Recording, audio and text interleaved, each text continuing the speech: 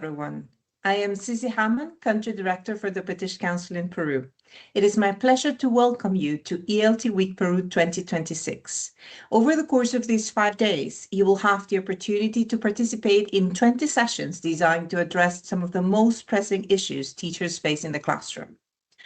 13 teachers from different regions in Peru will be joined by international speakers from the UK, Mexico, Uruguay, and Argentina to deliver a strong program covering key areas of teaching practice. Some of these areas include assessing learning, managing the lesson, planning lessons and courses, understanding the context, using 21st century skills or core skills, integrating digital technologies, and embedding inclusive practices.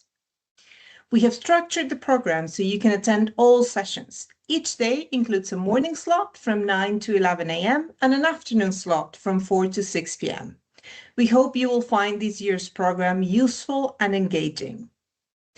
We very much value your feedback and would be delighted to hear from you. We also hope to remain in touch after the event and to support your ongoing professional development. Enjoy ELT Week Peru 2026.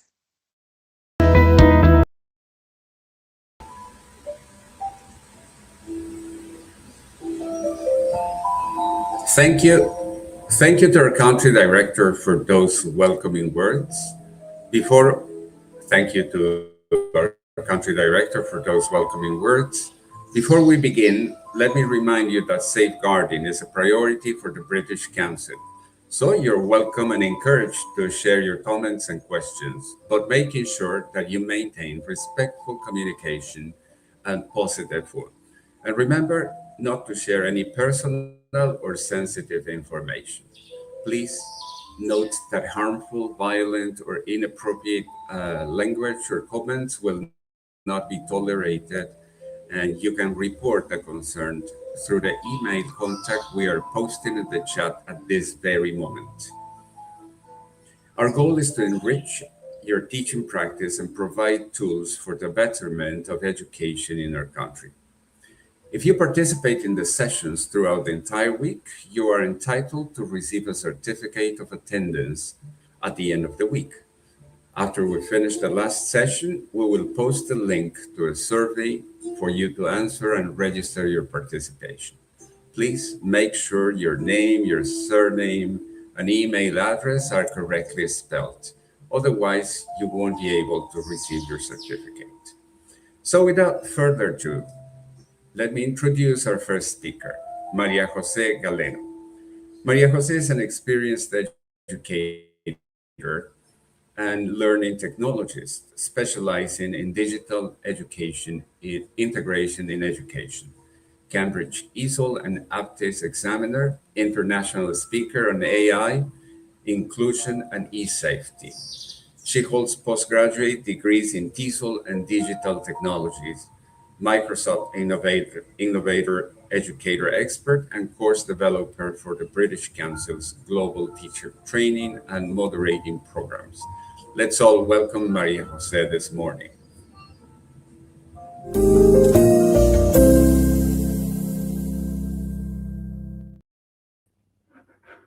Hi everyone, thank you so much for those words, William. I'm Maria Jose Galeno, as everybody said, as you've heard. I'm an English teacher. I'm also a physical educational teacher. I've been working forever, over 20 years in education. And just like you, I'm a very busy teacher. I don't have time all the time. And well, my idea today was to show you what I've learned about inclusion, about AI, and see how we can go about this. I do recommend for you to join other talks as well during this Peru ELT Week Peru, as I've seen the program. It looks amazing. I know I've got a few talks that I need to attend because I'm very interested in the topic, so strongly recommend it. So as I mentioned, today I wanted to talk to you about AI for inclusion, empowering special educational needs and disability learners through technology. What can we do as teachers through technology that will help us in this search? As I mentioned, I'm a very busy teacher. I don't know if you are aware of the context of teachers in Uruguay, but we tend to be like taxi teachers. We go from one school to another, to another, to another. Currently, I'm working at 3 different schools, and I work online as well. So I don't have much time. To be honest, my planning time has been reduced quite a lot. I used to have much more time today. Plus, I have a son. Family time also is important. So how can we use different things that we have around us that will help us be better equipped for inclusion? Okay, so why does inclusion matter? This is a big question, and let's have a look at worldwide some statistics. UNESCO in the 2020-2023 report mentioned that over 240 million children globally have disabilities. Children with disabilities are 2.5 times more likely to have never been in school compared to peers without disabilities. And only 10% of countries have inclusive educational systems that are fully operational. Now, we need to make emphasis on the fully operational. We do have, I'm aware that Peru, alongside with Uruguay and other countries in our region, have made changes and are trying to become more inclusive, but we are not fully operational yet. I do have faith in our system. I do have faith in the quality of teachers that we have in our region, that I know we can get there. Thinking about the UK, for example, and this is all comes from the reports from 2024, 17.2% of pupils in England are identified as having special educational needs. Maybe in the past we didn't have that many, or maybe we never realized it. I know when I was at school, if you had a special educational need, it was because you never got the support that you should have. I remember having friends that were further back, and so we need to see what's happening with this. Why is it that people are having this? Why is it that we are now realizing this? It's good that we are realizing it. We are trying to help our students to become better learners. But for us, we need to become better teachers as well in how to best fit our teaching with this new reality. The most common types of SEND are speech, language, and communicational needs, autism spectrum disorder, and social, emotional, and mental health. Now, if you think about these 3, these are the most common special educational needs and disabilities. These 3, specifically for English teachers, have a strong effect because these have to do with language. How is language transmitted? So we know that it's going to be an issue. We know this thing. If we look at the US, around 7.3 million students aged between 3 and 21 receive these special educational services, which is more or less 15% of students. Most common disabilities have to do with learning speech or language impairments and autism. Again, language teachers are really, have issues with this. These are the ones that we are mostly affected by this. As teachers, how can we do this? How can we, this is the reality and it's affecting language. We are language teachers. It's really difficult to move, from one thing to the next. Now, thinking about Latin America, in UNESCO's report in 2022, they mentioned that many countries still lack trained personnel and adapted material. This is our reality. I wouldn't say it's Latin Americans' reality. I've been able to work with teachers from all over the world, and I've seen this happens all over the world. There's still a lack of trained personnel. Not only the specialists, okay? We're not talking about just the specialists, because the specialists are there, the educational therapist or a psychopedagogue, which is called in our country. These are specific trained personnel that work with those cases, work with schools. But how can we get from the student who is in our classroom? We need the training ourselves. In Peru, in 2003, there's a new law. Well, it's 2026, but This law says that que establece la obligación de las instituciones educativas de atender a estudiantes con distintas capacidades y necesidades. This is our obligation as teachers. Similar to our country, my country has primary, we have until year 10, which is a compulsory education. So that means that our institutions need to guarantee that these students are able to be, we have the obligation to teach them. We don't have the obligation to give them the grades. It's more than just letting them pass. We need to teach them. We need to be able to see how we can fit our teaching towards what they are most likely needing. Can we do this? Yes. Does it take time? Of course it does. Everything takes time. What are the key challenges? The lack of training and confidence in adapting for special educational needs. I think this is probably the most, the issue there is the confidence. Sometimes we lack confidence, and there are just little tweaks that we can do in our teaching that we are able to help these students without becoming overwhelming for us. As I mentioned, I work at 3 different schools. I teach 3 different programs. It's ridiculous how many different things are happening in my mind at the same time. But the overwhelming admin load that I have, in my case, I don't have large classes, but I do have a lot of admin load. Of course, that affects. So what can we do in order to be able to help students in reality that we face? There's also a difficulty in differentiating in real time. So something happens in the classroom. Can we adapt to that situation? Are we aware of what is happening and how we can fit this? And then, of course, limited tools for ongoing monitoring and feedback. This is important for the feedback. Students with special educational needs and disabilities need feedback. We need to be able to get access to this information. They need to be able to because it's through the feedback that we ourselves see the advance the student is making, and we see what's working and what isn't in our teaching. But again, we have large classes. Again, we have the reality of, so many things happening. So what can we do in order to help our students to be able to help this? Okay, so let's think about our reality is that the statistics that we have here highlight a critical truth. Inclusion is not just a policy goal. It's a classroom reality. AI can be a part of this solution. We can use it for our own purpose. We can use it for our own benefit to be able to help us with the key challenges that we face every day.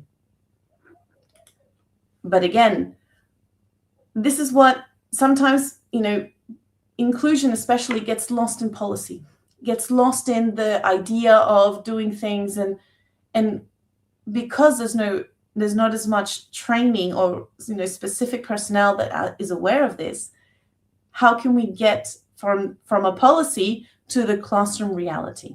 And that's what we want to do. We want to be able to make changes in our classrooms. We want to be able to affect these kids in different ways, in different positive aspects that we want. So what does AI in education, what can AI in education do? And what is AI in education? Is it new artificial intelligence? It's not. There are plenty of things that we use. I'd love it if in the chat, as I'm speaking, could you please type what AI tools you currently use for educational purposes? Are you using different things, or are you using a few? What are you using? For example, the types of AI education, there are 3 types. We've got the rule-based, the machine learning, and the generative AI, which is what is the big thing today. Okay, so for example, in the rule-based it followed programmed instructions. For example, spell checks. When we used Word, when you used to type and the little red line would appear at the bottom, that was AI. It's a rule-based AI. It checked the spelling, it told you right or wrong, and then moved on. Then we've got the machine learning, which starts to learn from the data to improve. This has to do with more learning analytics, recommendation systems, trying to work through things. And what we have today is the generative AI, which not only learns from the data, but it produces new content. Okay? Now, that new content that is produced, okay, what do we do with that? So this is, as someone's already mentioned, ChatGPT, DALL-E, text simplifiers. There's a long list of different tools that we can use in our classrooms. And I'm sure today you are using different tools that help in our context. Okay, so this is one thing in our mind is this is AI. Okay, so AI in education is this. So we've got the different styles. Today we are more about the generative AI. Now, what is inclusive teaching? That is a key part. Inclusive teaching is designing lessons in classroom environments so that all learners, regardless of ability, background, can participate and succeed. This is what inclusive teaching is. And the key principles is accessibility. So identifying barriers of the content and participation, finding differentiation, adapting instruction to meet the diverse needs, and then equity, giving each learner what they need to thrive. Sounds very simple. Can it be done? Of course it can. Does it take time? Of course it does. Is there a learning curve? Of course there is. At the beginning, it's difficult. But then once you've got it, it becomes a lot easier. Okay? So inclusive teaching is the ability that we create this classroom environment that all learners can participate and succeed. So how do we create this inclusive classroom with technology, how can we align with inclusive principles? If we're talking about accessibility, we know we've got text-to-speech, we've got image caption, we've got voice commands, language simplification. There are different things that we need to think. So with accessibility, we can think about, okay, my students have issues with accessing the information. And I don't mean you send something online and the student, can't download it because they might not have internet at home. It's about having a piece of paper and the text, and maybe the text is too difficult for the student. Maybe the text gets, you get lost in the reading. I've had the privilege of helping my son read. And I remember last year he was starting to read, he was starting to become, now he's a bit more fluent, but at the beginning it was very difficult for him.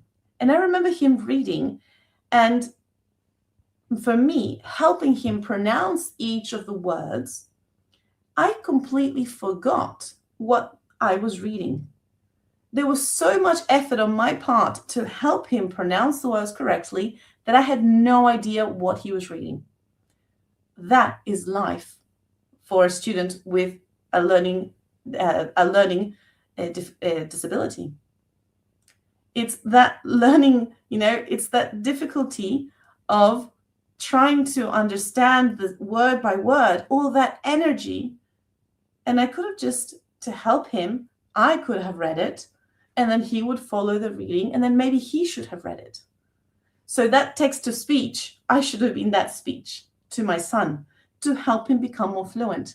Now that accessibility for students that we saw, the statistics, a lot of students struggle with speech and language. Getting them to read something, to interpret, to decode the meaning of all of that is, that access is really difficult. So we're not talking about just the physical access of getting somewhere or getting something. It's the access, like the mental capacity and the mental access that I need to put into that effort to understand. With differentiation, we are going to be looking at specifically AI-generated tasks at varying levels. So for example, you can ask ChatGPT, Gemini, whichever tool you use, in order to write, okay, how at varying levels. One of the great things about being an English teacher is that we have a universal way of, leveling the students in language. We know an A0, an A1, A2, B1, B2, C1, C2. We have that. Now, when you put, you take a photo of a text, you upload it to whichever AI generator you use. It scans it and say, okay, I need to rewrite this at an A2 level. I need to rewrite this to a B1 level. The students will be able to read it at their level. You will have done the differentiation in seconds without causing so much pain for you. And then the student will be able to understand. You can even go up a level, not only down, because sometimes we think about going below. We never go up for some students that might need a little bit more of a challenge. Engagement, how are we engaging our students? Visuals, multimedia, content, interactive prompts. How are we doing all this? AI can help us with this engagement. AI can also help us with personalizing this information, this learning journey that we have. We can create this learning profiles, adaptive tasks, smart recommendations. I'm going to be showing you an example of all of this.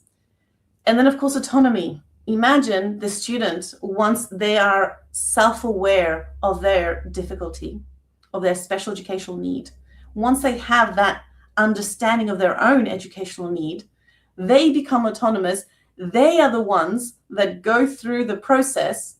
And I mean the process. I don't mean cheating. I mean go through the process. And they themselves are able to find their own support, their own scaffolding, because when they get to university, no one's going to be thinking about differentiation.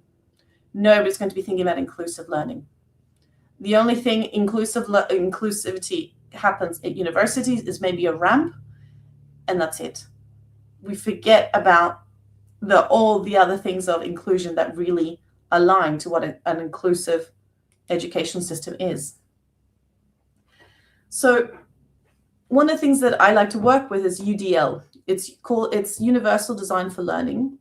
Now, Universal Design for Learning is a teaching framework. If you aren't aware of it, I recommend that you put UDL explained. There are thousands of videos, thousands of things that are really easy to, to be able to find information on this.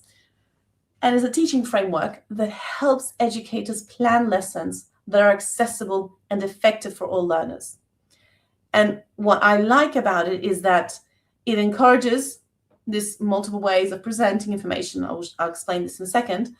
But the fact is that for busy teachers who have hundreds of classes, have hundreds of hours of marking, hundreds of hours of planning, UDL combines things so that we don't just think about each student, but you think about the general idea and how you can help them move forward.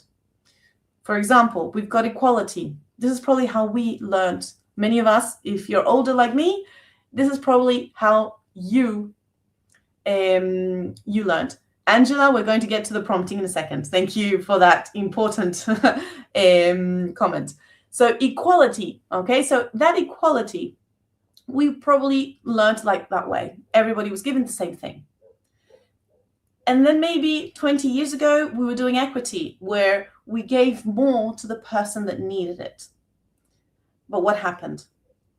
The person who didn't need it, you see the three boys here, the image, there's one that doesn't get any challenge, doesn't get any help to keep them growing. And liberation is about removing the barrier. So what is it that's preventing our learners from learning? Is it the fact that they need different ways of present information? Is it different ways of engaging? What is it that our students need? Now, for example, I sometimes, I'm very tired sometimes, and my eyes are blurry, I've got, so I listen to an audiobook. Sometimes I also, and I have no problems reading. I have a long journey to work. I take advantage, I put the audiobook in the car, and I can revise what I was going to teach for the following day. So all these things have, it's not just for the student who struggles, but it's useful for everybody. So that is the key factor here, is finding those barriers that could prevent our students from learning and how we can move from those barriers forward. Because AI and UDL can work together. There are three principles that UDL stands with. It's multiple means of representation, multiple means of expression, and multiple means of engagement. These three things need to appear in order for UDL to be present. So in representation, different ways of visualizing a text. So you can ask generate visuals to add maybe some more images that explain certain things. You can ask audio, okay, to create different audios. You can simplify the text, whatever it is that you can think of. The multiple means of expression, you can create tasks that help students can speak, type, draw, or use AI to scaffold answers.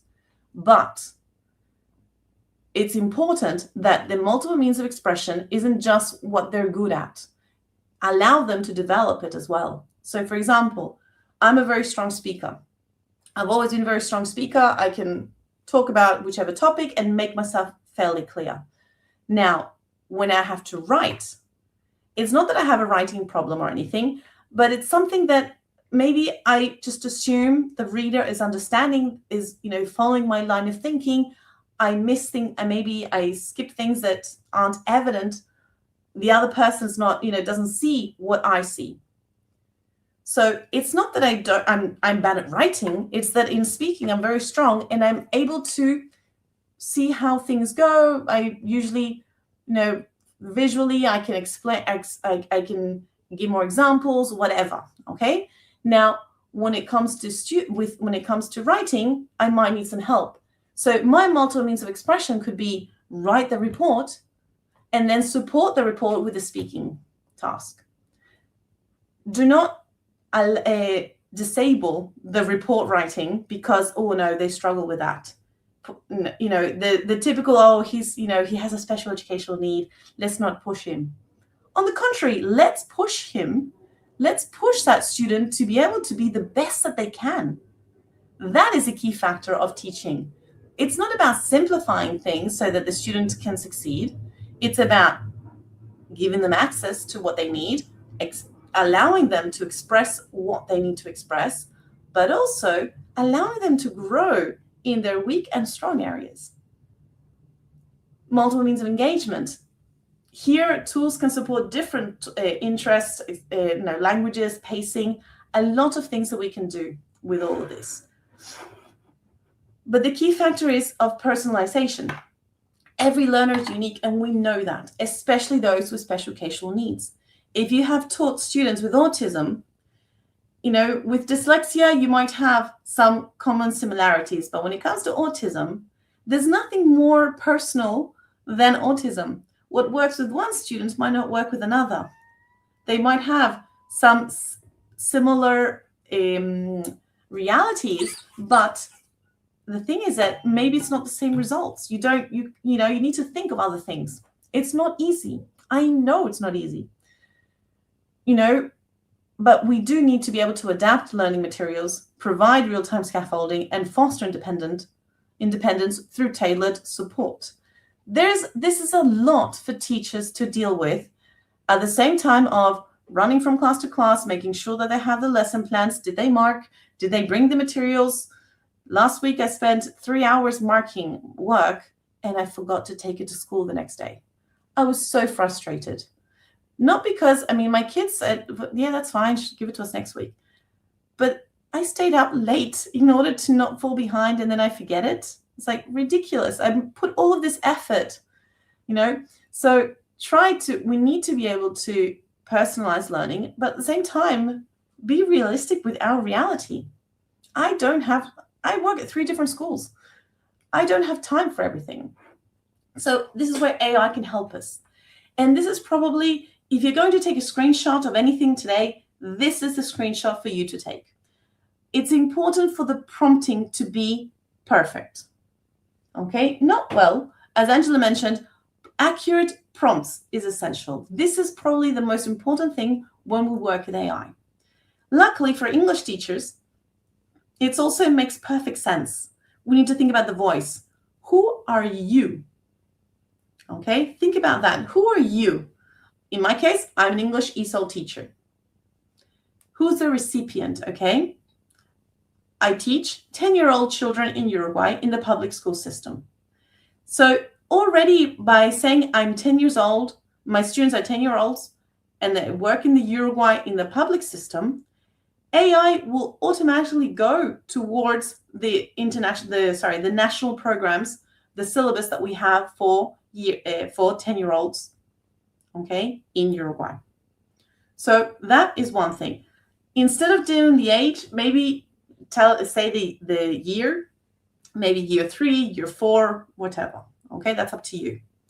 I need a lesson plan to work on the content. What content are you going to work with?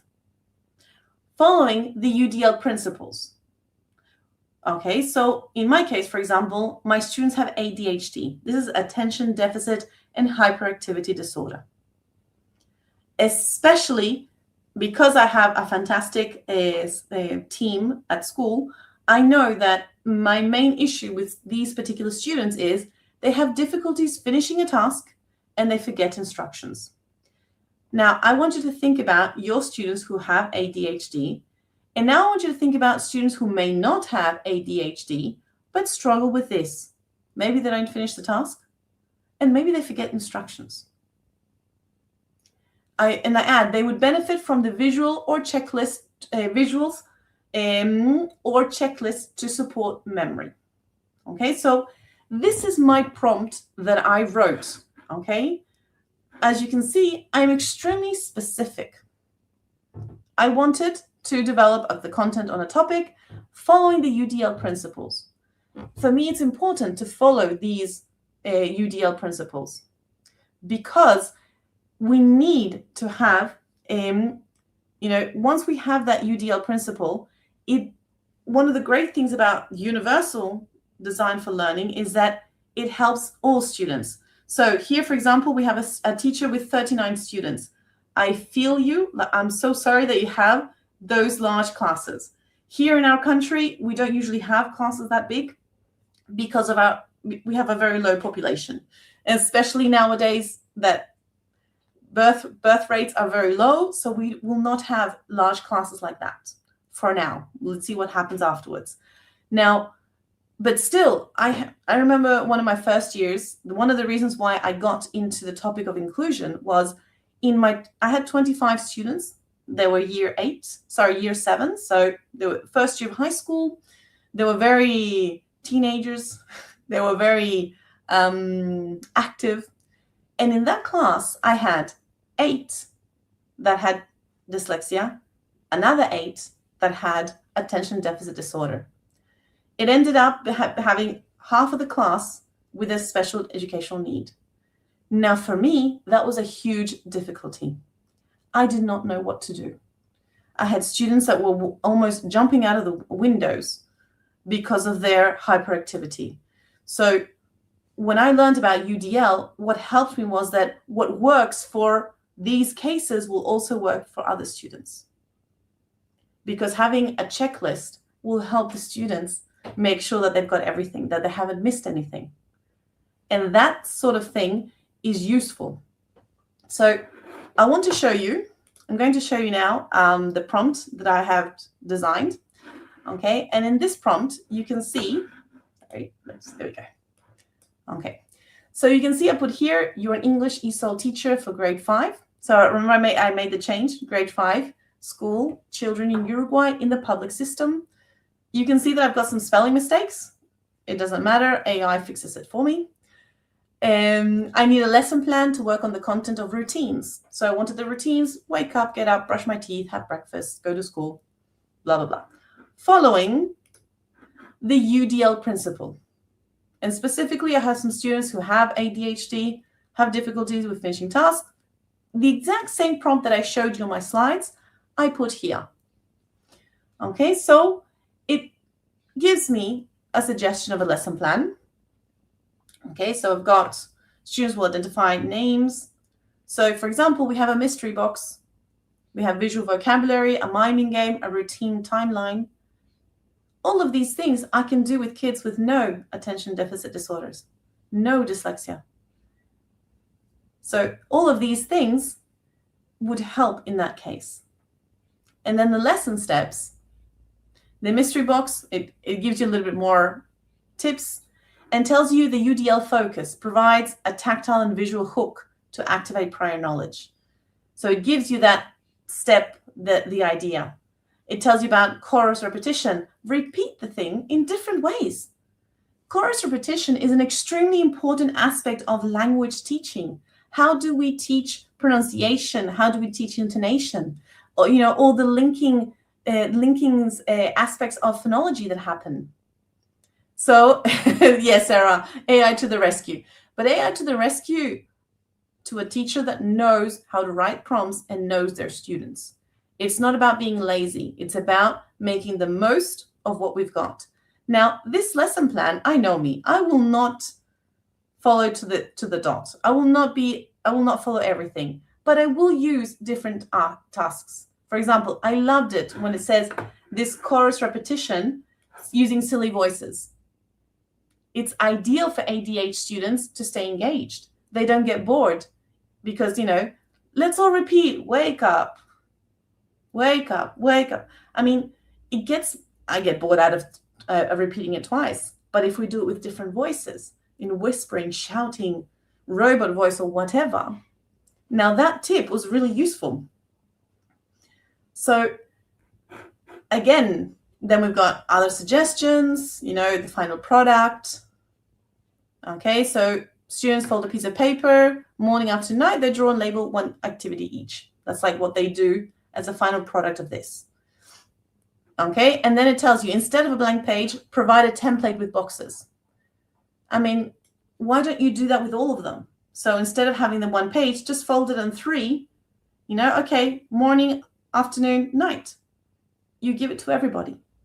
So that's one of the good things about it, is that you don't need to do things for just 1 or 2 students. You do the same thing for all your students. And you're removing that barrier. ADHD sometimes gets lost in the paper. And if you give them a blank piece of paper, all of these things are very chaotic. So fold it so they know they have the space divided. And that's useful for the others as well, because maybe they didn't think about dividing it this way. Maybe they were going to do it another way. So I've got the vocabulary, some tips of the Uruguayan context that we have. And then I said, okay, I want a set of simplified instructions. Okay, so we've got the different instructions, all of these things, check and finish, and then a cheat sheet. I love creating cheat sheets because my students say, oh, no, we're cheating. No, you're not cheating. Of course not. Of course you're not cheating. This is learning, but so they can do the puzzle morning, morning, afternoon, evening, and then they can swap all the different things. It gives you some more, ideas. I'm sure that you are creating exit tickets. It's like a big thing. I guess it's come back this year, a few years ago, sorry. So I wanted to create an exit ticket, okay? So to keep this accessible, supporting kids, this is designed to be completed under 5 minutes, so it's a short one, circle and match, and to reduce the cognitive load. So we don't ask them to, to help to be able to create things from scratch. Okay. So what is missing? Also have breakfast, blah, blah, blah. How do you feel today? And then you have even some fast finisher tips. Okay. Read it out loud, highlight. These things are useful for all students, not just the ADHD students. So the tips that when you ask it to follow the UDL principle, it gives you tips that you do with all your class. And that's what's going to be useful, So going back to the slides. Thank you. So all of these things are important because the prompt is amazing what it gives you. And as there's a speaker here, I'm not sure, Percy Leo is mentioned, it's hard work to work with those students. It is. It's definitely hard work, but it's very motivating when you see that little tweaks that you can do in your teaching, and the effect that they can have without creating the overwhelming stress that we already feel as teachers. Again, I still work in the classroom. I know what it's like to have going from one place to the other, to have different programs, different levels. I know that struggle. We need to make the most of the tools that we've got. But when we understand the principles behind the different methodologies and the approaches that we choose to follow, and we put them into the AI, it will help us, guide it. I didn't ask for differentiation. I asked UDL principle because I'm convinced that UDL is less stress for me and it works for my students. Maybe, it's usually wrong when a teacher says it works, it helps me. But to be honest, if I'm going to be an honest teacher, I can't plan 30 lessons for my 30 students. I can't do that. I cannot, and keep that going for the whole year without going crazy. I know I can't. I won't. But I know if this is a way it helps me and I am able to reduce my stress, then I'm going to make better effects on my students by using AI. In Gemini in particular, I programmed it. I said, okay, you're an English teacher. You saw the prompt. You can add different, I would probably add, in your case, the Peruvian syllabus. You can add it, like download the PDF or add the link and add it, following the syllabus for this, because there you've got other aspects of methodology that you might not be might take into consideration, following the UDL principle for the Peruvian context. And from there, it's amazing what can happen. Now, I didn't want to show you an example from the Peruvian context because I don't know your context like you do. I know my context. And my context allows me to be able to do that. That lesson plan is according to the standards of the Uruguayan syllabus. So in that sense, I know that it worked. That's why I mean, yes, AI can come to the rescue. But if we don't know the content, if we are not aware of our own issues behind around, it will be very difficult for us to make a real effect on teaching and using it appropriately. Some practical tools. Here, I would strongly recommend taking a screenshot. Here you've got other tools that you have for AI, that use AI, the different apps. So you've got to simplify the text, text-to-speech, all of these. I'm going to show you a few of them that are really useful. So for example, there's one in particular that's called WordTune, okay? And here I took a prompt. I asked ChatGPT to tell me to define neurochemical pathophysiology of ADHD. I asked it to describe, okay? And it gave me a very difficult, I talked about the brain chemistry of ADHD and all that. I don't know half of these words. I mean, I have good English, but I don't understand half the things because this is very technical. So I went to WordTune and I asked it, simplify this, please. Okay? Simplify this text for me so I understand what's going on. And I understood. See, ADHD is linked to deficit in rewards processing and motivation leading to difficulties in sustaining attention. All of this was complete science, it was complete, Chinese for me. I did not understand a word. But when I went to WordTune, if you put WordTune online, it will appear. Okay. Yes, I can go back. In WordTune, it simplified that text. Okay. So This is what I mean, word, tune, read. Okay. It simplified the text for me in a way that I was able to understand. And I was able to create these things. Okay. So for me, I think I strongly recommend using these different tools.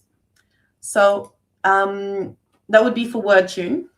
Another tool is Google Voice Typing. If you go to tools, any Google suite, whichever one you use, you go to tools or herramientas, if you have it in Spanish, and where it says voice typing, there you can actually type. It starts to become speech to text, and they're starting to use this context. Okay, starting to use a little bit more technology in a way that helps those kids to be able to become more fluent. All right.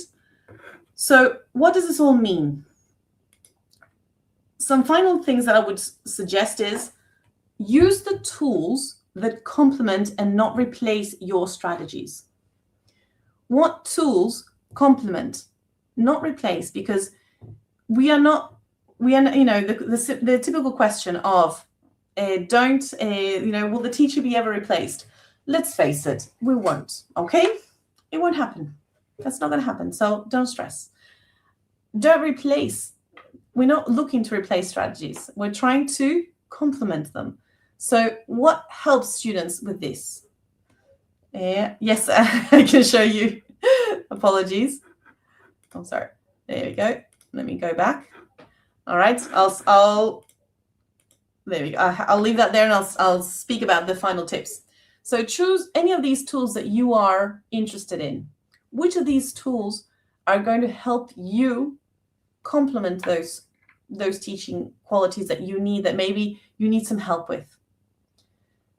Model their use so students don't feel overwhelmed. So show them what tools you're using. Show them how you're doing it, because that way they can become autonomous.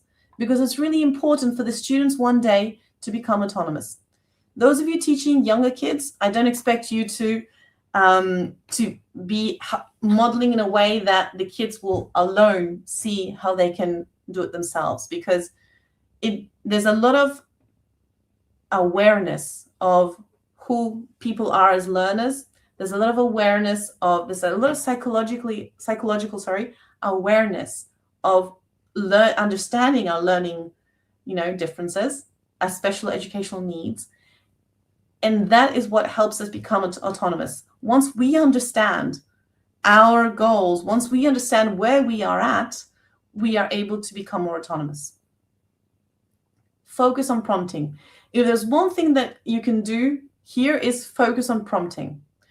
Be the human in the loop and use your judgment. AI is fantastic.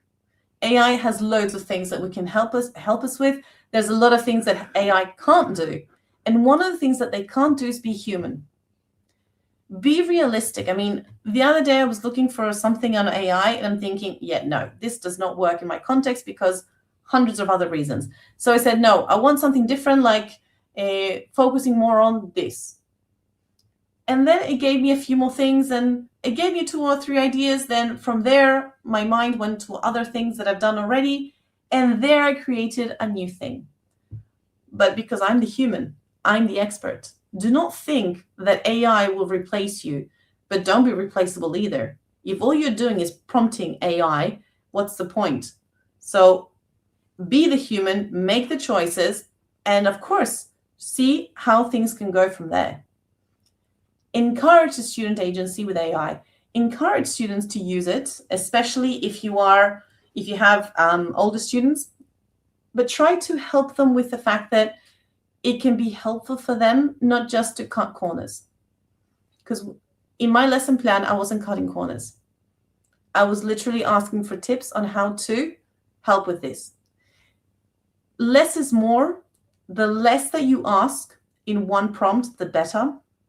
Because if I ask, for example, create a lesson plan, it will give me the lesson plan. But if I ask it, well, I want a better, warmer one that helps the students to do this, this, and this, it becomes a little bit different. Okay, so there is a shift there where we go along with that. So what can you do next week? My suggestion would be create a new topic in a new chat. Don't use the same chat line, okay? So please try to focus on like a new chat. You open a new chat and you start with one tool, whether it be immersive readers, ChatGPT, Gemini, Copilot, Canva, whichever it is that you use. Create inclusive prompts. Simplify this text to an A2 level. Or highlight these aspects. I want to pre-teach this vocabulary. That's also something I tend to do instead of, because sometimes we have just a box in our course books of words and no context, no nothing. So, okay, I want to pre-teach this, create a text for this. And that helps me going. Use AI to differentiate the task, but be specific in those prompts. Remember, prompt writing is key. Ask how send affects that student. The more you know, the better you can teach, and the more we can do. So, for example, if you know that the special educational need that you have in your classroom, and you found little things that work, include that in the prompt, okay? But don't ever write your students' names, because we don't know what happens with this. This is one thing that we should be worried about, is we do not know where we are going with this. We don't know what's going to happen with the information. So putting names, never. I have a student with, I think there was somebody asking about autism. I have a student with autism. Again, autism is so large, it's such a spectrum that I would need to be more specific. So is your student with autism, are they verbal or nonverbal? I have a student, a verbal autistic student. They enjoy this, this, and this. They struggle with this, this, and this. I need to adapt my lesson, and then you explain what you have to do. I need some tips, okay? So from there, you might be able to get those tips going. Okay, so reflect on a lesson with AI. Reflect, take notes, what worked, what didn't. Ask for the common patterns, identify sources of issues. You know, all of these things can be very useful. All of these things can help us become better teachers. And the key factor is that we don't want to, stress too much about this. We don't want to go overboard with this. Okay, so exactly, let's take advantage of this and make AI our best friends. But again, we are still the humans in the loop. We are the ones that make the decisions, and we are the ones who know our students. AI might suggest something that doesn't work. I recommend that once you do that and it doesn't work, go to the chat, this didn't work, and see why, and say something about the activity or the task, or why didn't it work, or at least what happened. How did you notice it didn't work? Because that way it starts to learn a bit, and maybe that was not the best task for your students. So let's refocus. What other tasks can we do in that sense? Okay, because the reality is that inclusion starts with small intentional choices. It's not a magic solution. It's in the hands of the caring teacher, you become a powerful ally for every student. Again, it's not a magic solution. In the hands of a caring teacher, it's an important ally for every student and for every teacher. So I want to thank you for listening. You can find me there. You've got my social media. Thank you so much for inviting me. And I love the fact that it's our region, because yes, it's our region. I do hope the best. Please stay in touch. Stay throughout the week. We have amazing talks of all sorts of topics. So definitely recommend it. Thank you so much, Maria Jose. Thank you for that insightful and inspiring presentation. Now we have a few minutes to dive into some questions, although there are not many, and you have been addressing most of them as you presented. And thank you to everyone who have been participating, sharing kind comments. We have to acknowledge the presence of colleagues from all over Peru, as well as some other countries like Argentina, Chile, Myanmar. So it's great to have you all here. Maria Jose, You said that reading the context accurately is a very important aspect to implementing these strategies to tear down these barriers that exist. How important do you think is for the teacher to have a sound, accurate diagnosis of students' needs in this world of neurodiversity? How do we support in the specialized diagnosis? I think first of all, we get, if you are lucky like me to have specialized diagnosis, like you get it, you are able to see more or less. Sometimes there are kids who may have, I specialize in dyslexia and attention deficit disorder because those were the ones that are most common for me. Nowadays, I'm trying to catch up with autism because autism is becoming a reality for me that wasn't in the past. So what I've noticed with when I get a diagnostic and I get some information from family, from previous teachers, we start to, your best allies are always your teachers, because teachers can help you understand a little bit better. The more information that you have on that student, the better access that we can give them. So if I know my student with attention deficit disorder enjoys, it understands better when he hears something, I'm going to allow them to listen and read, because I want both things. I don't want them just to only keep advancing in this listening. I want them to also catch up on the writing.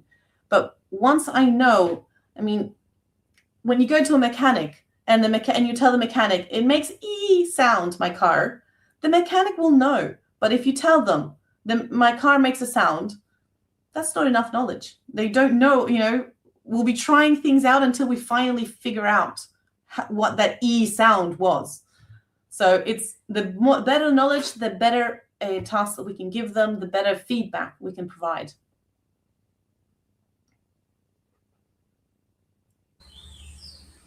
Thank you. I would like to share one question, I guess, that you were not able to see. Have you ever had any experience with Down syndrome in your classrooms? Down syndrome, no, I have not. So I do know that there's like a more of an innocence in that sense. You need to be able to see what has worked in the past and what, I think it's more about emotional side of learning in that sense. At least this is what I've noticed, but no, I have not had experience myself with that. So I usually don't like to give examples if I haven't had that experience. But if anyone has, I strongly recommend presenting, because Down syndrome, again, is like autism. It's things that are starting to grow and they're starting to appear in our classrooms, and we need all the support we can get in that sense. True. A good topic for ELT Last 2027. Question. Yeah, that's our next challenge, huh? Exactly. All right. Now you focused on prompting as Yes. like a key skill in teachers, like when planning sessions and developing materials, designing materials that would reach all the different audiences within a class. And you also spoke about the agency that we need to develop in the students also to get support from AI. I mean, artificial intelligence. Now, how could you help the students to grow more agency in using AI for their own benefit? And as you said, not to shortcut their way to complying with tasks. I would definitely start with the same thing that I showed with the prompting slide, where it says the voice, recipient, topic, and structure. Who are you? So the student that decides to use AI for a topic, and then, asking them to write the prompting. Now, to avoid that cheating, I always ask my students to reflect. What is the difference between what you wrote and what the AI wrote? For example, what is the difference between the AI answer and your answer? I always try to make sure that they also answer first and then they check on AI. And then when they reflect and tell me, okay, what's the difference? Well, AI considered this and I hadn't considered it. And then I said, does it make sense to consider this topic or not? Why do you think it is? Why not? Reflection is the key factor here in education. So with AI becoming such a threat to our reality, my strong recommendation would be to ask them to reflect. Once the kids are asked to reflect on the differences between what they produce and what AI produces, they can see that maybe, oh, AI thought of this and I hadn't. I'm going to include this next time. So finding the patterns and finding the differences of their work and the AI work can help them find a way to become more autonomous and making a much wiser use of AI.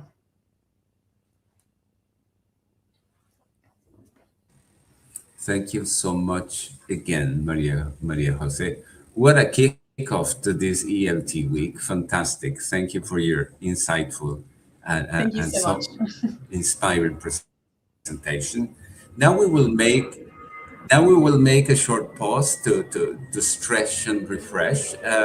Please stay logged in. We'll be returning shortly to continue our journey towards bettering our education in the country. So see you at 10:05. Thank you. Thank you, Maria Jose. Thank you. Bye-bye. Have a great week.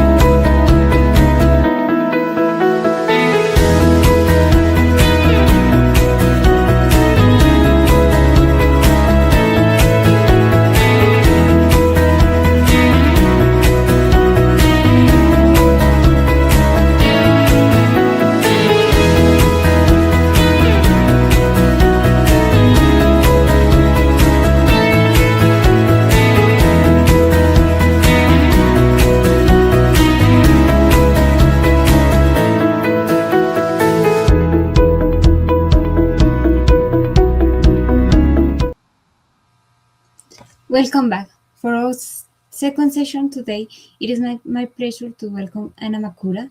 She is an award-winning Cambridge qualified language teacher, a UK Standard Office CPD accredited international speaker, certified teacher training, ECF accredited coach, and chair of self-quite neurolinguistic skills. She is also a lecturer, researcher, therapist, education consultant, course creator, author of multiple educational articles and resources on neurocognitive insights, education neuroscience, cyber psychology, and mental health in education. Anna holds an impressive record of 7 degrees and specialization including neurodiversity informed practice, medical device science, applied linguistics, neurolinguistics, law, and management. Based on her interdisciplinary research, she has created a unique method, teaching with therapeutic techniques.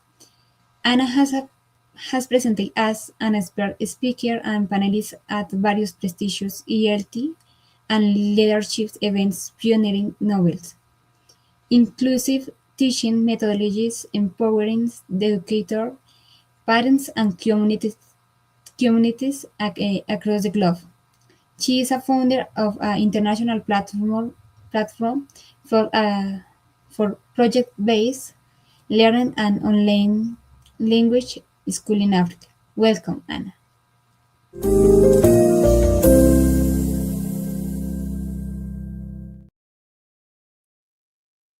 Hello, everybody. Welcome to this fantastic event. Thank you so much for the introduction. And first of all, a huge thank you to the British Council team and every single person behind the scene that helped to bring this fantastic event to light. Today, I'm going to talk about a very important topic, I believe, for every educator. I'm here now in Cork, Ireland, but I believe that sharing those insights, knowledge, and practices popular here and well known in Ireland and the UK will help educators all over the world. Please use the chat because I would love to know your perspectives as well. Let's share our experiences, ideas, and learn from each other. The topic for today, teaching smarter and the essential 21st century teacher toolkit. I believe a topic that should be explored and updated as the education these days is undergoing a huge change. And our role as educators is to adapt, adjust, and respond to our learners' diverse needs. I'm going to implement a few domains and you will notice a little bit of psychology here, cognitive science, neuroscience, therapies, and more. Why is it so important? Well, as I said, the educational landscape is changing as we go. Our learners, again, need different approaches. I present a holistic approach to education, which includes the mind, body, and the soul. The knowledge about the brain, I see as the learner as a whole. That is, the classroom is one of the language environments where they come, they practice, they show. However, participation, interaction happens every single day, be it in families, outside of the class. So important to bring those experiences and to use the knowledge that they actually acquire every single day. I'll be talking about 5 important areas of 21st century core skills, areas to develop behind the language instruction. Okay, but first, my question to you is, what does teaching smarter mean to you? If we were to look at your teacher toolkit right now, what would we find there? Or maybe at the moment you're thinking, well, I need some more skills. I need new ideas, something innovative. When I work as a teacher trainer or teacher mentor, sometimes other educators feel that maybe using authentic materials may be too hard, or just in general, adapting, adjusting if you're in one educational setting for quite a while. Again, that change, that shift can be difficult or challenging. So I help with all those, and I will ask you this question at the end of our session. What do you think about your teacher toolkit? Let's focus on three things, that is arrangement, adaptation, and adjustment. Change can be scary, but it doesn't mean that you have to change everything step by step. Also, let's think about the diversity in the classroom. Change should be implemented or embedded bit by bit. First, in the lesson plan, then in the instruction, delivery, and the assessment. In the previous session, we heard about the universal design for learning. So important, yes, we do it here as well in Ireland and the UK, allowing multiple formats, text, audio, video. Different learners would have different needs, and they need to express whatever they have there.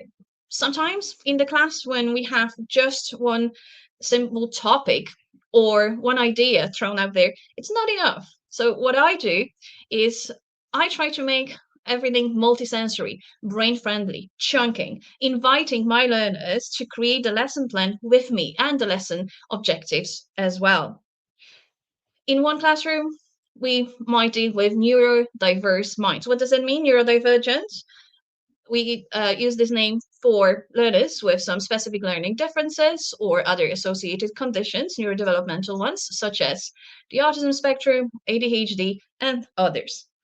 So inclusion, number one.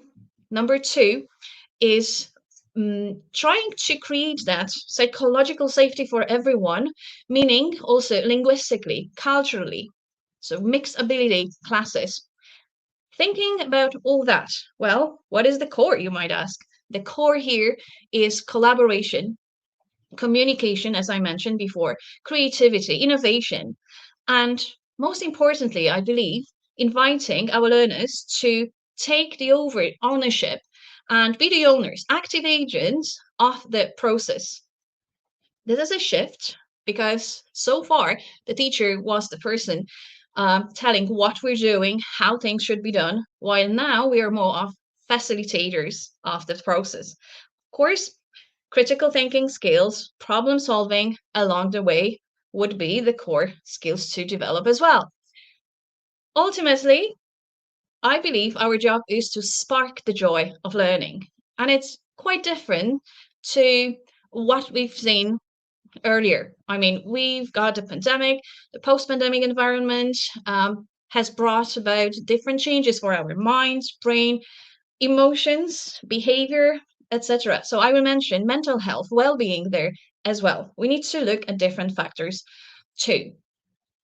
Other 21st century skills, intercultural competence, helping our learners to become active citizens, global citizens, with those emotional literacy, digital literacy, and media literacy on board.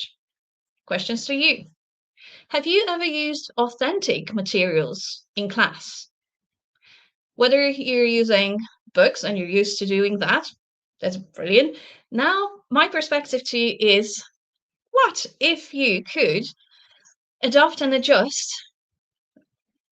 Again, know your class, know your learners, and where you're going, what their needs are.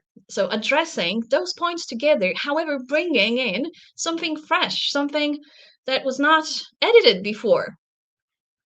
That's a question to you, and I'd be very, very curious to see your answers later. Maybe you've tried that before, but the core now of the presentation is, please do try using newspapers or magazines, articles, posters, songs, anything that is so practical, something that our learners can actually take with them or bring to the class. We need to consider certain things, but it's doable, it's manageable, and I hope that the session will encourage you to do that.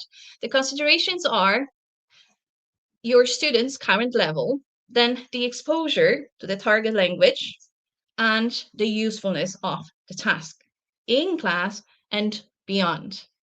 Think of the assessment, and again, learner agency. How can you develop those things? Right. So you might be thinking, okay, I want to teach in a smart way. What does that mean? For example, using TED Talks, so a live lesson from a volunteer firefighter.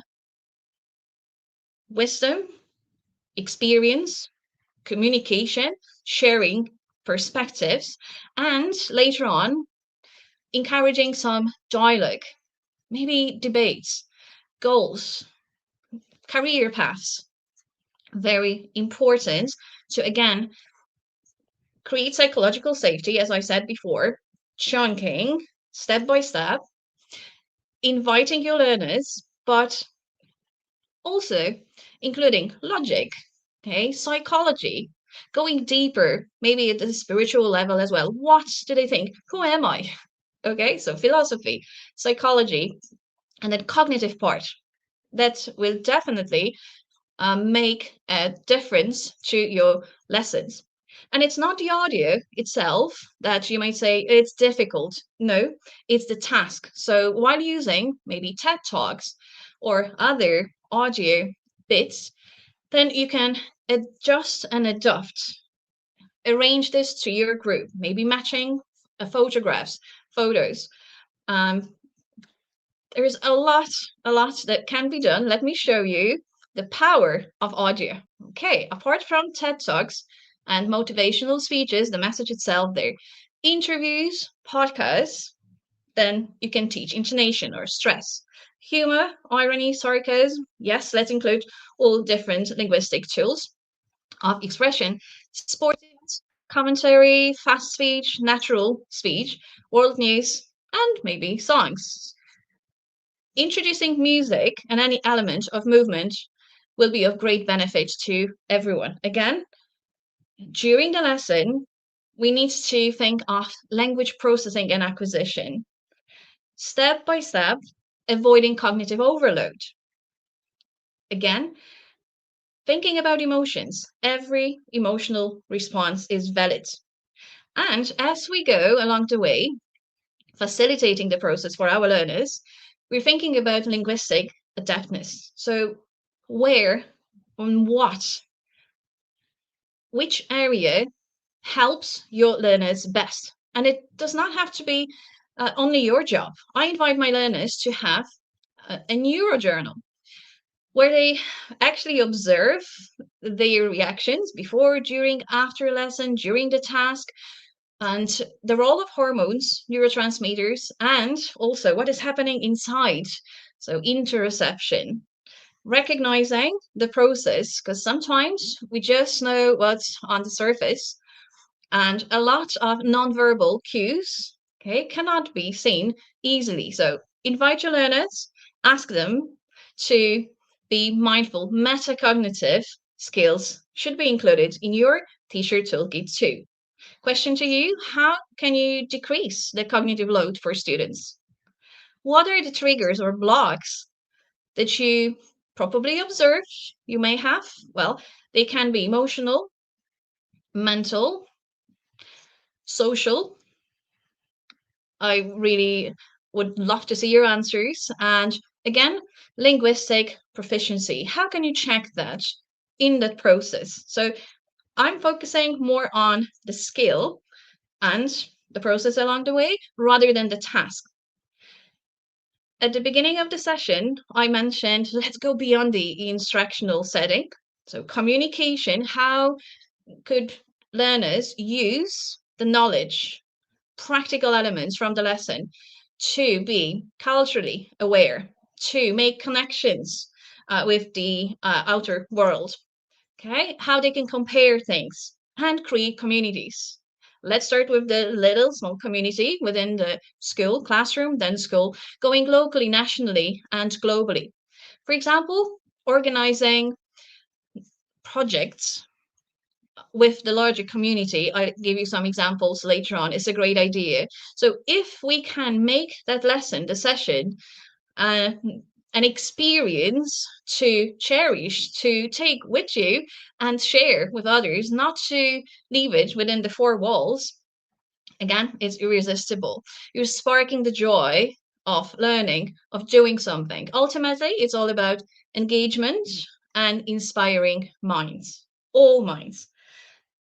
inclusion, and having that in mind all the time and reminding our learners that I'm facilitating the process and checking, are you on the right path? Your path, giving the agency and autonomy. I mentioned that inclusion, right? And innovation, collaboration at any stage.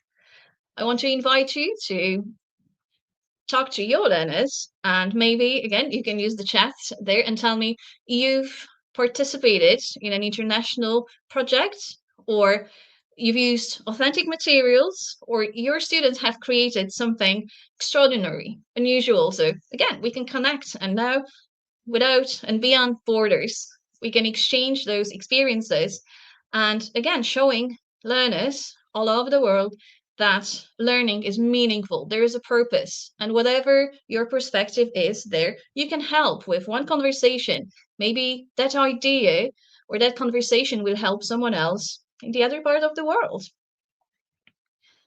Topics should be chosen together again, but at the same time, not everything can be done in the classroom. It's the physical environment, right? So if someone says, okay, let's go somewhere, maybe a tour, but how about a virtual tour? So VR, AR, and AI today. And again, throughout the other sessions throughout the week, we will see a lot of ideas how to implement those bits into the lesson plan too. That is fantastic. At the same time, when I mentioned a holistic approach to education, we need to teach our learners and also ourselves when it comes to other professionals how to work in an ethical way and use it as an assistive tool, so AI or the metaverse, and being in the cyberspace. It is a totally different experience. So we say better safe than sorry. Interoception, mentioned earlier, is what is happening in your body. And with neurodivergent learners, I need to mention that it's quite important because sometimes learners may forget even to eat. They can focus so much. There is flow, there is monotropism. And yes, reminding them that you're here right now, observe your body, what is going in your mind, so metacognition again. And there is another concept, even sonoception, so the experiences from the virtual world and the effect of using digital technologies on the brain. So that is the area for cyber psychology. Virtual tours, a fantastic idea to teach not only language skills, but you can have a history lesson, talk about architecture, going to any part of the world you like. Choose topics about sustainability, environment, geography, nature, so the beauty around us. Personalizing lessons, of course. So topics generated together, discussed together, and I will show you in a moment how can you create associations, you might ask. Okay, there are different bits, different points. How can I integrate that knowledge, content, language, and my students' perspectives and their needs or ideas? Well, it's possible. Let me show you. Before the next slide, okay, creating that smart education ecosystem means that you are trying to create some kind of routine and predictability. So there is some kind of structure, very important again, while working with neurodiverse minds. So you're not trying to change everything and anything, but you're inviting others to share their thoughts or what they would love to see, experience, what they would love to talk about, perhaps in the virtual environment as well. So that immersive environment, simulations or games should be there. At the same time, you may introduce slowly, gently, maybe once a week, or make it a sustainable habit along the way, something called micro-learning. So chunking bits by bit. You can still, of course, use your course book, but at the same time, think, how can you add that spark? Okay, very important for the brain because novelty. curiosity. And when we're talking about engagement and focus, sustained focus, concentration, this is what every brain loves. When we add the emotional element inside our heart, so what is my perception? What is there for me? How can I use the knowledge? And the reactions. And here, very important, the reactions can differ. Please think about the word perception every single time. Well, when it comes to neurolinguistics, and any learner at any age should know that, but the reality around us, it's just someone's perception.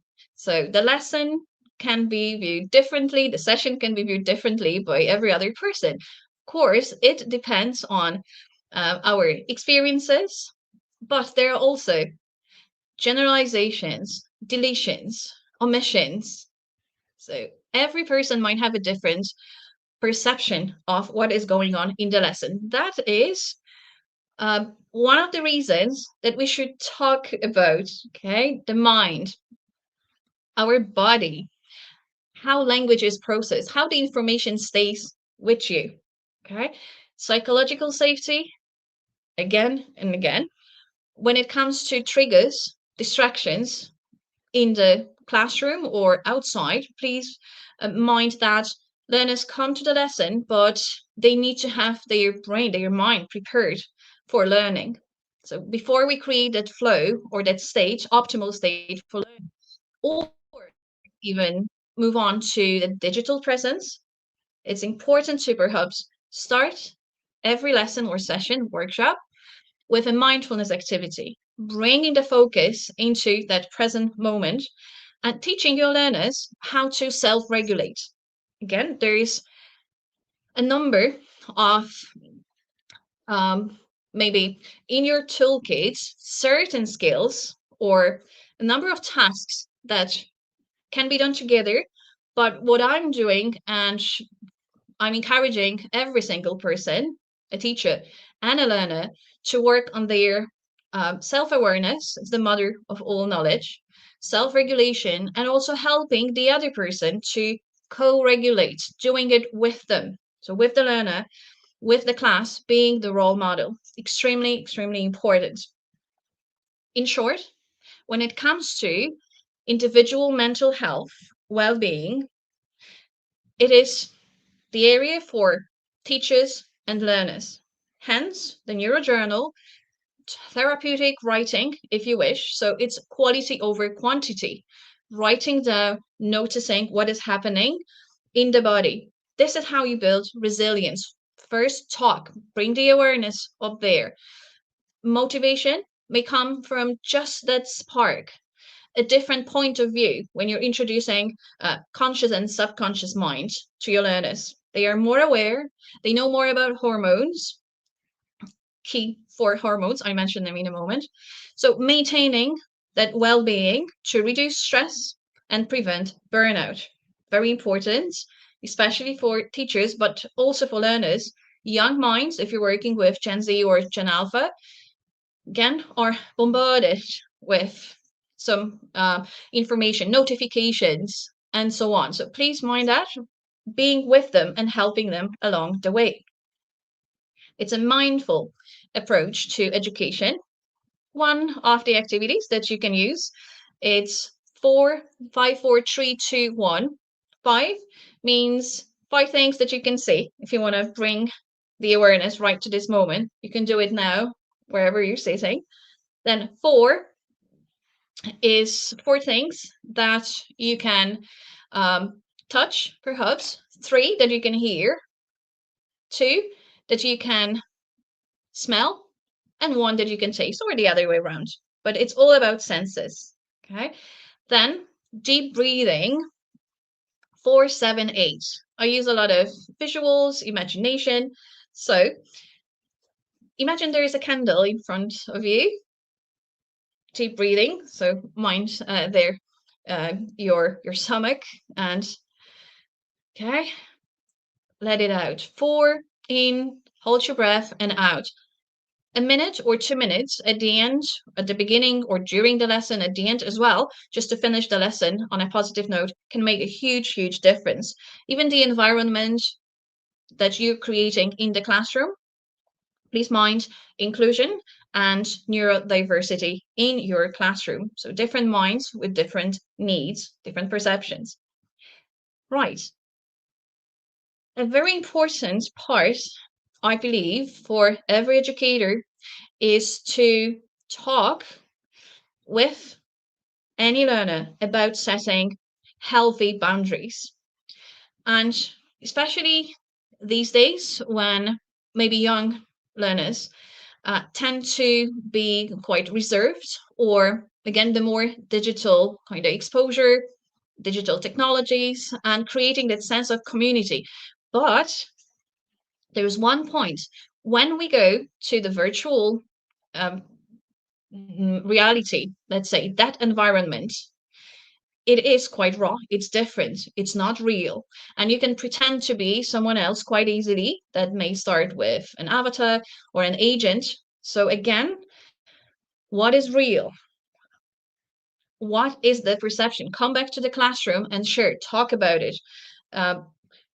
When it comes to neurodivergent learners, especially the autistic mind, there is something called double empathy problem or theory of mind, talking about what may seem to be the proper environment and the behavior and the boundaries. Most importantly, I'm not fixing anyone. I'm talking about masking that sometimes you may easily pretend someone that you're not, or escapism happens. So if you're not feeling included, seen, visible in the classroom, young minds, I would say learners, may use digital environments as that way out, or maybe a safer kind of alternative for them. Very important to talk about it. I'm not saying that's always the case. However, well, if something is repeated, and what wires together, neuroplasticity is linked to our experiences. And now, thinking about cognitive overload or the exposure, possibly too much of the exposure to different distractions and stimuli, let's keep that in mind as well. Neuroplasticity. Well, on a positive note, we can use it for learning and talk to our learners. Yes, what is your plan to self-regulate? What was your experience like? Tell me about your world. What's happening? Can you recognize when you have to, well, create that new routine, sleep patterns, eating, diet, and hormones, neurotransmitters as well? These are essential parts of the learning process. A question to you right now: what do you think are the happy hormones? You can see the DOSE, dose. What do they stand for? I'm really curious if, again, maybe you've discussed that with your learners. If you think that D is dopamine, O, oxytocin, S, serotonin, and E, endorphins, you are absolutely right. I need to stop here and mention dopamine, a crucial hormone here. It's when you're setting a task or you're achieving something, okay? This is when you can easily regulate the mood. I mean, sparking the joy, right, of learning, but increasing the level of dopamine, very important, especially for ADHDers, but in general, every learner, okay, should understand how that works. Oxytocin, creating bonds, being together, collaboration, communication. In short, in a natural way, in an activity or a task in the classroom, you can regulate the level of these hormones. So important. Serotonin is a natural painkiller, stabilizer, so changing the mood, right? And reducing anxiety as well. Sometimes there is a lot of anxiety, nerves. Again, good stress or bad stress, reducing the level of cortisol, stress hormone, with the good one. Endorphins, happiness, joy, making, again, the lesson an irresistible experience, a pleasant one. So again, what? Fires together, wires together, creating a positive experience for all. Associations, not only for the brain to be mindful of what is going around me, what is going inside me, what's in my head, what is my role when it comes to interaction, collaboration, engagement. How can I create that meaningful connection with others? How can I remember things? Hexagonal thinking is a fantastic way, again, of deep associative learning. And using mnemonics, so tools for perhaps acrostics, acronyms. Some are really popular, and I encourage everyone to try them. There are some resources that I've created or articles available free, so you can just reach out at any time. I'll share those with you. However, using tools, again, to facilitate the process, teaching in a smart way and showing our learners how to learn in a smart way.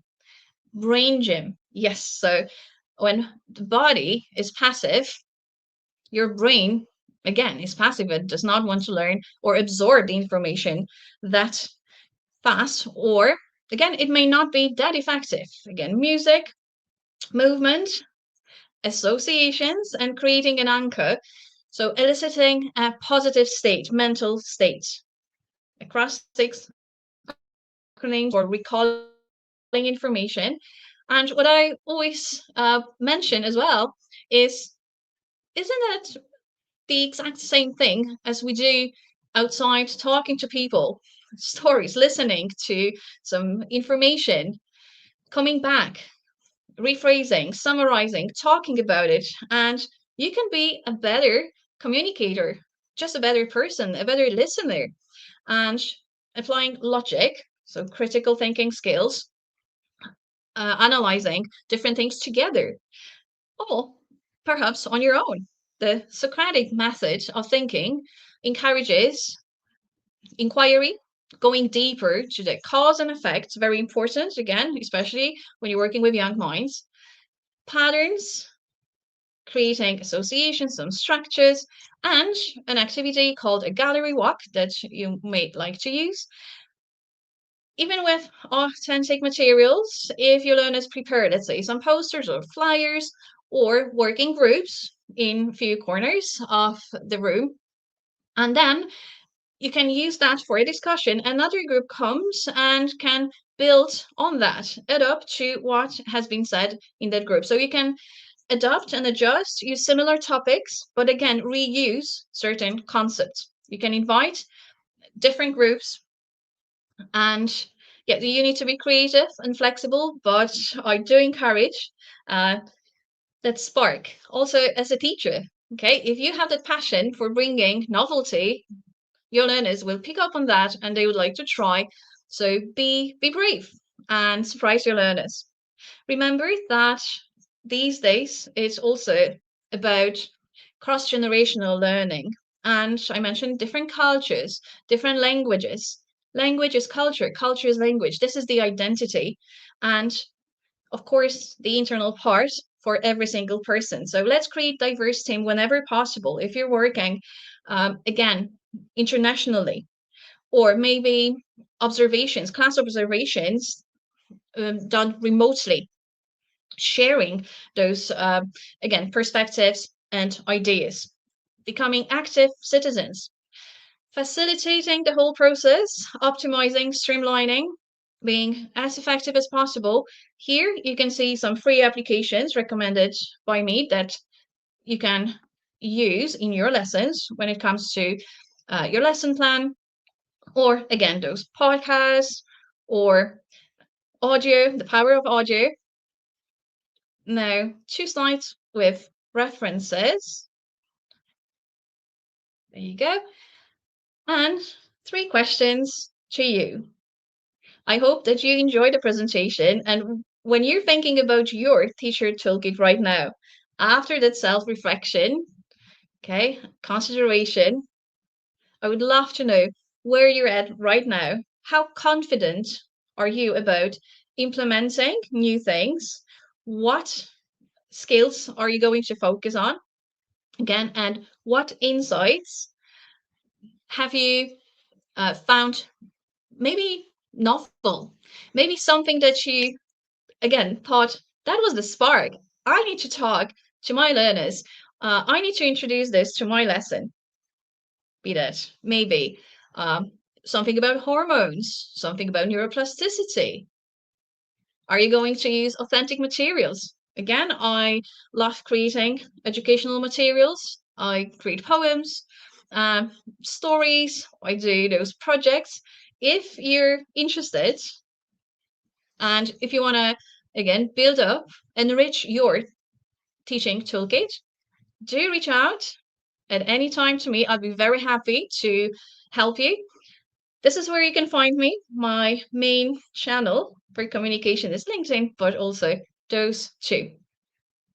So thank you so much. Thank you, Anna, for such a wonderful presentation. We will now move on the question. We can have any question, please feel free to write in the chat. We already have several questions coming in, so let's get started. I will start with a question from @mumaria1, who asks about the idea for changing and adapting to the environment like a chameleon. Anna, what are your thoughts on this type of flexibility? So changing and adapting, is it, with authentic materials, and how to do that? What are the steps? Okay, so number one, I would start with some short activities, such as, again, TED Talks that I mentioned there. What you're looking at is the skill, what you're going to work at, and where your learners or your teachers will work with you, again, because I don't want to encourage someone to do it in separation, but if you can integrate content and language together, that would be fantastic. But if that's like history or geography, so talk to your other teachers, professionals, get some materials together. Perhaps you can use like the keynote series by National Geographic that includes ready-made activities, and this is linked to a TED Talk. So find a message that is interesting when it comes to your particular group. Okay, then the next time you can choose, is it not the message and maybe audio, or as I mentioned before, it can be just listening for the gist, just for the main concept. Is it natural speech that you're going to work on? Or again, certain points, summarizing or rephrasing. So the step-by-step approach is working together, perhaps with other teachers if this is a new concept for you. Okay, then trying to adopt this to your curriculum, and could be a 5-10 minutes long activity. And yes, going from there, then with images, important. Now, if you're afraid to use something with audio, I have a great idea for young learners. Okay, now I'm speaking from Ireland. We have this animation called Sean the Sheep. There is no audio as such, so you can have fun with younger learners. Okay, and then you can ask them after watching. It's available free on YouTube, like a short story animation.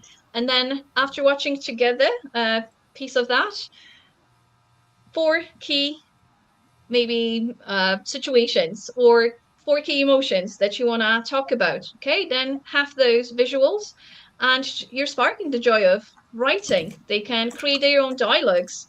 or be one of the characters. So what is happening in those characters' minds?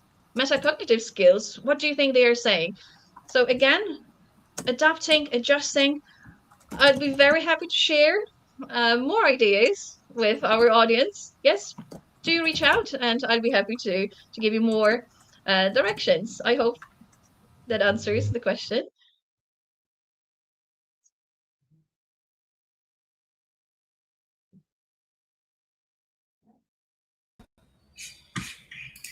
Sorry, looks like Heidi left the stage. Oh, she's back. Sorry. While we wait for more question, I personally note sometimes very interesting. What do you think are the most important skill teachers should develop? Yes, the most important ones, I think flexibility and being brave enough, okay, to break that cycle that you have. We have a certain way of creating a lesson plan and again engaging with the group, but if you want to upskill, if you want perhaps to think about teaching in a different educational setting, different age groups, again internationally, online, or be a teacherpreneur, yes, think outside of the box. Chunking pieces as well as for learners, but also for yourself. Creativity, flexibility. And now, what is the area that, again, you as a teacher, you're needed there for your learners? Where do they need you most? I believe that psychological element, emotions, behavior, processing, all those things. I'm a therapist as well. I do therapeutic teaching, and I do notice that any conversation or any workshop or activity that is around those basic, but at the same time, things not covered so much in teacher training or in every syllabus, be it setting boundaries, okay, or what is my role? What is the purpose, especially these days? Interaction. What kind of career path should I take? So guiding, being with your learners, and sometimes, especially when we're talking about neurodivergent learners, there's a lot of masking and kind of misunderstandings, unfortunately. And yes, conversations, opening to their needs and saying this is absolutely normal. Sometimes we might think this way or that way.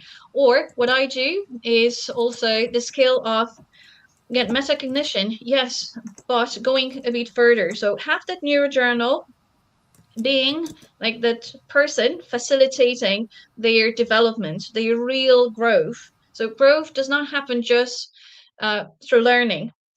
Language, yes, part of that, but ultimately they are becoming individuals. Every single learner will go out there. So I always say, look, I will not be there, okay, with you, but what can you offer? What can you do? What is the skill, the talent? So bringing out the best in your learners, okay?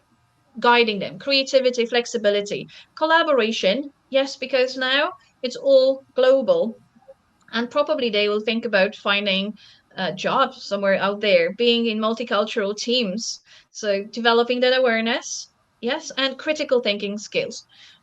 Why so important? There's a lot of information, sometimes things we don't need, unnecessary. So filtering that for your own sake, for your mental health and well-being, knowing what to use, what not to use, and what is really meaningful, what you need. Also engaging there, be it the virtual environment or every single day. Self-regulation and self-awareness. I say, if you have that skill that you can guide first yourself and then move to others, look at others. Okay, what is the value that you're bringing? That changes the perspective. Thank you. Thank you, Anna. We have time for one last question.